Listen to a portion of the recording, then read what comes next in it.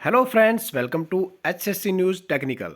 तो दोस्तों, जो आज की नोटिफिकेशन है वो आज ग्रुप सी और डी जो कैंडिडेट है सभी के लिए इंपॉर्टेंट है, क्योंकि 5 नंबर का मामला और 2.5 नंबर का मामला जो सभी कैंडिडेट्स के लिए इंपॉर्टेंट है जिन्होंने 5 नंबर क्लेम किए हुए हैं। और लगभग अपने 100 में से 70% कैंडिडेट ऐसे हैं जिन्होंने किसी न किसी तरीके से कोई ना कोई सोशियो इकोनॉमिक्स के नंबर क्लेम कर रखे हैं दोस्तों। और उसमें सबसे जो बड़ा पेंच है वो यही है कि फैमिली आईडी से आपकी इनकम वगैरह चेक करी थी एचएससी के द्वारा। तो डी में भी बहुत सारे बच्चों को प्रॉब्लम आ रही है, जिनके कुछ को 5 नंबर मिल गए हैं और कुछ को 5 नंबर नहीं मिले। तो बहुत सारे बच्चों को ये डाउट है कि मेरे 5 नंबर कैसे कट गए, मेरा तो इनकम वगैरह सब सही थी। और ग्रुप सी में भी ऐसे ही है, अभी बहुत सारे बच्चों का रिजल्ट आने वाला है, डीवी के लिए भी आएगा। और उनको भी ये डाउट है कि ये 5 नंबर 2.5 नंबर उनको मिलने वाले हैं या नहीं मिलने वाले, उनकी इनकम कैसे चेक करी गई। कुछ बच्चे कहते हैं सर मेरी इनकम सही थी तो मुझे फिर भी मेरे नंबर कट गए हैं।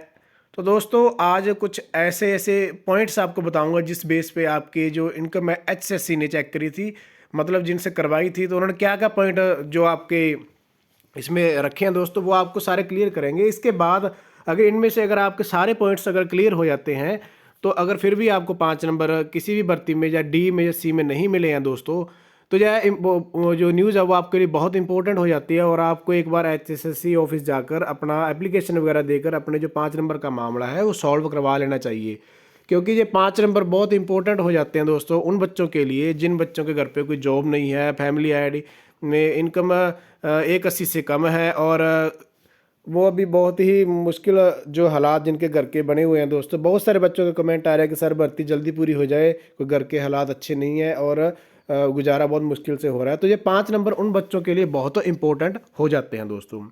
तो एचएससी ग्रुप सी में जो भर्तियां हैं सभी में जो 5 नंबर किस प्रकार से आपको जो 2.5 नंबर आगे मिलने हैं, और डी में जो 5 नंबर किस प्रकार से आपको मिलने हैं, एचएससी ने कैसे आपको नंबर दिए हैं। तो चलिए दोस्तों, आपको मैं कंप्लीट एक एक पॉइंट आपको क्लियर करने वाला हूँ। वीडियो में बने रहें दोस्तों। जो नए बच्चे जुड़े हैं वो चैनल को सब्सक्राइब कर रहे हैं दोस्तों। और काम की और बिल्कुल हटके जो न्यूज़ आती है वो आपके लिए मैं शेयर करता हूं दोस्तों, और ऑथेंटिक आपसे जुड़ी हुई न्यूज़ ही शेयर करता हूं जो जिसका कोई फैक्ट होता है दोस्तों। तो नए बच्चे चैनल को सब्सक्राइब कर लो दोस्तों। और हमारे टेलीग्राम लिंक से जुड़ने के लिए आप डिस्क्रिप्शन में इसका लिंक दे रखा है, वहाँ टेलीग्राम चैनल से जुड़ जाइए दोस्तों। वहाँ पर मैं आइए जो प्रॉपर इन्फॉर्मेशन है इसका पीडीएफ भी शेयर करने वाला हूँ दोस्तों। तो चलिए दोस्तों, स्टार्ट करते हैं वीडियो आपके लिए। तो दोस्तों, जैसे कि आप अभी अपनी स्क्रीन पर देख रहे हो, परिवार पहचान पत्र में आय की वेरिफिकेशन इस तरह से आपकी चेक हुई थी दोस्तों। तो इसमें क्या कुछ पॉइंट है, कम से कम दोस्तों आपके जो मैं मिलाकर चलता हूँ, आप देखिए दोस्तों कितने पॉइंट्स हैं। 1 2 3 4 5 6 7 8 9 10। तो दोस्तों कुल 10 पॉइंट्स, 10 मानदंड आपके चेक हुए हैं दोस्तों। इन 10 मानदंड में अगर आपके सभी आप मानदंड पूरे करते हो दोस्तों, फिर भी आपको 5 नंबर नहीं मिले हैं, तो आपको एचएससी जाकर अपनी एप्लीकेशन देकर अपने 5 नंबर क्लेम कर लेने चाहिए दोस्तों। तो बहुत सारे बच्चे अभी ये भी कमेंट करेंगे सर 5 नंबर का रीक्लेम करने का पोर्टल द्वारा ओपन करवा दो। तो जो बच्चों ने क्लेम नहीं किए हैं, ये उन बच्चों के लिए है दोस्तों जिन बच्चों ने पहले क्लेम किए थे उनको नहीं मिले और जिनके नंबर कट गए हैं। अभी नया कुछ भी रीक्लेम या विड्रॉ करने का कोई भी पोर्टल ओपन नहीं होने वाला दोस्तों। चलिए दोस्तों, मैं स्टार्ट करने वाला हूँ वीडियो आपके लिए। सबसे पहला दोस्तों, इनकम टैक्स। आयकर विभाग ने आय चेक करवाई। आयकर विभाग से आपकी इनकम चेक करवाएगी। कुछ ने लोन लेने के चक्कर में ज़्यादा आईटी रिटर्न भरी तो उनकी 3 साल की औसत आय निकालेगी दोस्तों। जैसे आपके की जैसे कई स्टूडेंट के फैमिली में आईडी इकट्ठी होती है दोस्तों, जैसे तो उन्होंने कोई लोन वगैरह लिया, तो लोन लेने के चक्कर में क्या हुआ, उसमें जो आप इनकम टैक्स रिटर्न भरते हैं वो ज़्यादा दिखाएगी, ज़्यादा भरेगी दोस्तों। और ज़्यादा भरने के चक्कर में आपकी 3 साल की आय चेक करेगी दोस्तों। चाहे आपकी फैमिली एड इनकम में जो फैमिली एड इनकम आपने 180 से कम दिखा रखी है, लेकिन अगर आपने लोन लिया है उस तरीके से आपकी जो रिटर्न फाइल करते हो जब, तो उसमें इनकम आपकी ज़्यादा शो होगी दोस्तों। एवरेज इनकम आपकी 180 से ज़्यादा चली गई। इसलिए जिन बच्चों ने क्लेम किए थे और उनको अपने घर पे चेक चेक करना चाहिए कि आपने लोन वगैरह लिया था, कुछ लोन वगैरह लिया था तो आपने जो इनकम टैक्स आईटी भरी है, आईटी रिटर्न भरी है, तो उसमें अगर रिटर्न ज़्यादा आई है तो आपकी एवरेज इनकम ज़्यादा शो होगी दोस्तों, जिस कारण से आपके 5 नंबर कट गए हैं दोस्तों। तो दूसरा पॉइंट आपको दिखाते हैं दोस्तों। दूसरा पॉइंट है बिजली बिल खपत। पहले 9,000 रुपये सालाना था और अब 12,000 रुपये कर दिया गया है। सभी बिजली निगमों से उपभोक्ताओं के बिजली निगमों का डाटा पीपी मतलब परिवार पहचान पत्र के साथ जोड़ा है। अभी भी 80% जुड़ा है। जब माना जाता है कि आमदनी का 5% खर्च बिजली पर होता है। इस तरह 15,000 रुपये परिवार के मासिक आय मानेगी दोस्तों। तो दूसरा पॉइंट आपके लिए आपके बिजली बिल का जो पॉइंट था वो दोस्तों इसमें होता है। तीसरा, 4 पहिया वाहन। प्रदेश में लगभग 40 लाख वाहन पंजीकृत हैं दोस्तों। यह डेटा पुराना है जिसमें मोबाइल नंबर फीड नहीं है। प्रदूषण चेक कराते समय वाहन मालिकों से डाटा लिया गया। जिन परिवारों के पास 4 पहिया वाहन है उन्हें 180 लाख रुपए की आय से बाहर कर दिया गया दोस्तों। 2 पहिया वाहन मालिकों को दोस्तों अभी आपकी घर पे कोई गाड़ी है, 4 पहिया गाड़ी है, तो उसका पोल्यूशन आपने चेक करवाया होगा, पोल्यूशन बनवाया होगा। तो उसमें क्या हुआ, जो आपका मोबाइल नंबर था तो उससे आपका जो डेटा है वहाँ से लिया गया और आपके जो डेटा लेने के चक्कर में जैसे ही आपके जो डेटा उनके पास गया दोस्तों, तो उनको पता चला कि आपके पास तो गाड़ी है, तो आपको 180 इनकम आपकी क्राइटेरिया से आपको बाहर कर दिया गया दोस्तों। तो कई बार आपके पास मैसेज आया होगा कि आपका जो जिन्होंने बीपीएल कार्ड वगैरह कुछ बनवा रखे हैं वो कट गया है। वो अपने आप नहीं कटता दोस्तों, वो जैसे ही आपने कोई ना कोई इनमें से कोई लोन वगैरह कराया, जहाँ इसमें कोई आपने पोल्यूशन वगैरह बनवाया गाड़ियों का, तो वो अपने आप डाटा आपका चेक हो गया, उठाया गया सॉफ्टवेयर में और आपका कार्ड वगैरह कट गया दोस्तों। इस तरीके से अगर आप सोच रहे हो कि मेरी तो इनकम 180 है, लेकिन 180 आपने सिर्फ शो कर रखी है, लेकिन सरकार के पास प्रॉपर इन्फॉर्मेशन आपकी सारी जा चुकी है दोस्तों, जिस कारण आपके नंबर कट गए हैं।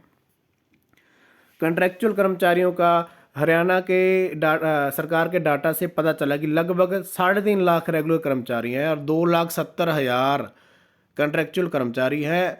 मगर कॉन्ट्रैक्चुअल कर्मचारियों के आंकड़ों पर शंका थी। तब प्रदेश के 9500 डीडीओ से डाटा लिया गया। 1.5 लाख कॉन्ट्रैक्चुअल कर्मचारी पंजीकृत मिले। शेष आंगनबाड़ी वर्कर और आशा वर्कर और अन्य का डाटा मिला। एक परिवार में 4 कॉन्ट्रैक्चुअल। डेटा से पता चला कि एक परिवार में एक पुलिस मुलाजिम ने अपने परिवार के 4 लोगों को कॉन्ट्रैक्चुअल रखा हुआ था। तो एक परिवार के 8 आदमी HKRN में मिले। तो दोस्तों इस प्रकार आपका जो फैमिली आईडी है उससे तो आपका प्रॉपर सारा का सारा डाटा सरकार के पास पहुंच चुका है। और जिन्होंने कुछ फेक इनकम वगैरह दिखा रखी है, अभी भी फेक नंबर क्लेम कर रखे हैं, तो उनके लिए ये वार्निंग है दोस्तों, क्योंकि HSC में जब DV होगा तब आपको इन बातों से इन सभी पॉइंट्स के बारे में क्लियर करना पड़ेगा। आपको नोटिस दिया जाएगा दोस्तों। अगर आपको टाइम से आप वो नोटिस या इन अपने नंबर क्लेम कर भी रखे हैं तो आपसे पूछा जाएगा कि आपने फेक नंबर क्लेम क्यों किए दोस्तों, तो आपको प्रॉब्लम आ सकती है दोस्तों। तो अभी आप अगर आपने फेक नंबर क्लेम कर लिए हैं तो आपको DV में तो मैं राय दूंगा नहीं जाना चाहिए दोस्तों, क्योंकि वहाँ DV में जाओगे 420 का आपका केस आपके लगेगा दोस्तों। आप आने वाली भर्तियों में ब्लैक लिस्ट भी हो सकते हो दोस्तों। तो ये डरा नहीं रहा हूँ दोस्तों, फैक्ट्स के साथ बता रहा हूँ, क्योंकि ये पॉइंट आपके चेक किए जाएंगे दोस्तों। तो एक परिवार के 8 आदमी HKRN में मिले। डेटा से पता चला कि एक व्यक्ति ने अपने डोंगल के नंबर पर 8 लोगों को HKRN पर रजिस्टर किया हुआ था, उसका पैसा खुद ले रहा था दोस्तों। औद्योगिक श्रमिक, इसमें थोड़ी गलती होगी। कोरोना काल में पहले का डाटा PPP से लिया, कोरोना काल में कुछ की नौकरी चली गई, इसलिए 15-16 लाख लोगों में से 70-80 हज़ार का नाम कट गया, उन्हें दुरुस्त कर दिया गया है। कुछ की फैक्ट्री संचालक 15,000 रुपये कागजों में देते हैं। तो दोस्तों अगला पॉइंट आपको दिखाते हैं, मगर वास्तव में 10,000 रुपये मासिक देते हैं दोस्तों। ये तो फैक्ट्रियों वाला हो गया। और आप दूसरा आ गया स्वामित्व, कोई भूमि आपके नाम हो। गाँवों में लगभग 4-5 लाख ऐसी संपत्ति हैं जिन पर विवाद है, और ग्रामीण क्षेत्र में 400 वर्ग गज तक के मकान को BPL में माना गया है। और कृषि उपज 4 लाख। अगर किसी किसान के खाते में 4 लाख रुपए तक सालाना उपज का पैसा जाता है तो उसमें से आधा खर्च मानते हुए BPL में रखा गया है। जो ठेके पर लेते हैं उन्हें प्रति एकड़ 20,000 रुपये प्रति फसल माना गया है दोस्तों। लोकल कमेटी, लास्ट पॉइंट उन्होंने चेक किया, एक सरकारी कर्मचारी, एक लोकल सीएससी ऑपरेटर, एक स्टूडेंट, एक सोशल एक्टिविस्ट और एक वॉलंटियर की कमेटी पीपीपी की आय वेरीफाई करती है। अगर कोई गलत लिखता है तो शिकायत करने पर उसे ऊपर की अथॉरिटी के पास भेज दिया जाता है। तो ये दोस्तों आपके पॉइंट्स थे। तो जिन बच्चों ने डी या सी में कुछ फेक नंबर क्लेम किए हैं और वो सोच रहे हैं कि उनको नंबर मिल जाएंगे तो वो ज्वाइन कर जाएंगे, तो दोस्तों ये आपकी गलतफहमी है। इस बार आपका बहुत बारीकी से डाटा उठाया गया है दोस्तों आपके, तो आप बड़ी प्रॉब्लम में फंस सकते हो अगर आपने नंबर फेक क्लेम किए हुए हैं दोस्तों। तो हमारी एडवाइस यही रहेगी दोस्तों, अगर आपने नंबर गलत ले लिए हैं किसी वजह से तो आपको डीवी में नहीं जाना चाहिए, नेक्स्ट सीटी की वेट करना चाहिए और अपने नंबर विड्रॉ कर लेने चाहिए नेक्स्ट टाइम। इस बार की पोर्टल ओपन होता है तो अगर विड्रॉ का ऑप्शन आता है तो आपके लिए ये एक चमत्कार माना जाएगा दोस्तों। और कोई इन्फॉर्मेशन आती है तो हम आपके साथ शेयर करते हैं दोस्तों। चैनल को सब्सक्राइब कर लें, वीडियो को ज़्यादा से ज़्यादा शेयर करें। और कोई इन्फॉर्मेशन चाहिए तो मुझे कमेंट्स करें और हमारे HSC न्यूज़ टेक्निकल के इंस्टाग्राम चैनल पर आप जुड़ सकते हो दोस्तों। मुझे डायरेक्ट मैसेज करके अपने क्वेश्चन का आंसर ले सकते हो दोस्तों। सभी के जवाब देने की कोशिश करता हूँ। धन्यवाद दोस्तों।